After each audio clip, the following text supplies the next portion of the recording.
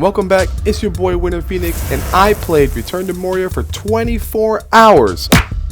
Here's what I learned. Starting off with tip number 1, save those metal fragments for repairs. These items may be easy to overlook as you most likely find them by mistake and armor recipes don't call for them. Or do they?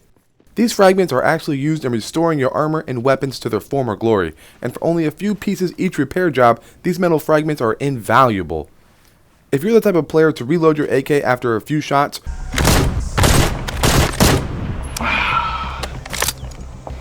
why do you keep reloading after every shot? Because I like to have a full magazine of bullets. Or you always want to be topped off before going out to adventure, these are going to be your best friends. Tip number 2, I'm going to explain the map and how to navigate it easily.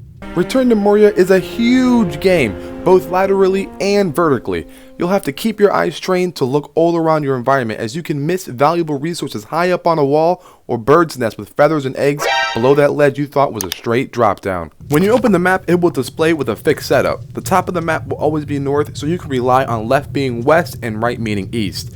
Use this knowledge in conjunction with the north heading on your mini-map and you'll never make a wrong turn again. Tip number 3. Repair those stone statues. Keep stone on you once you get the hammer. I'll explain. All throughout your travels, you will see these broken down statues with pieces of rubble laying all over the floor in its immediate area. They will indicate you need a hammer and stone to repair. Do this as soon as you get access to your first hammer about an hour or so into the main story. These statues give schematics to upgrade your gear and weapons. If not, you'll be running around in your starter clothes and you will fall apart when confronted by some of the tougher mobs in the game. For this reason, it's never a bad idea to keep stone and hammer on you in tandem when you're exploring. Tip number 4, here we go. Use the kick to extend those combos or stagger your enemies. Combat in this game is good, if you can look past the bit of jankiness the characters display while doing it. What is even more underrated is the kick. Getting swarmed by bats? Kick them. Playing solo and getting surrounded? Kick them. Got a big mob all to yourself? That's right, kick him too.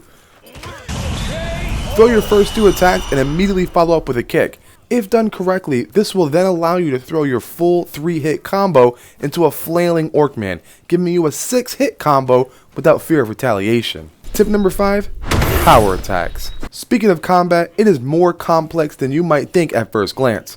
There are combos in this game, and even 2 different types of power attacks per weapon. There's a light power attack and a heavy power attack.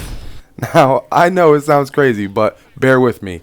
If you hold the attack button down, your dwarf will wind up a basic power attack, usually in the form of an AoE attack, but if you hold the attack button briefly and release it after a small delay, your dwarf will then execute what I call a light heavy attack. It's key to linking your other attacks together to create bigger combos and clean out more mobs of enemies when you're by yourself. And finally, a little bonus tip for those faithful do-gooders who made it to the end. Before going to sleep, get into the habit of cooking breakfast. I know, it's weird, because it's at night. But the stove and forges will complete their task after you sleep, so if you want to wake up and get right to it, this tip will speed up your morning routines. If any of these tips helped you out and you want to see more of that, hit the like and subscribe button, and I'll see you all in the next one.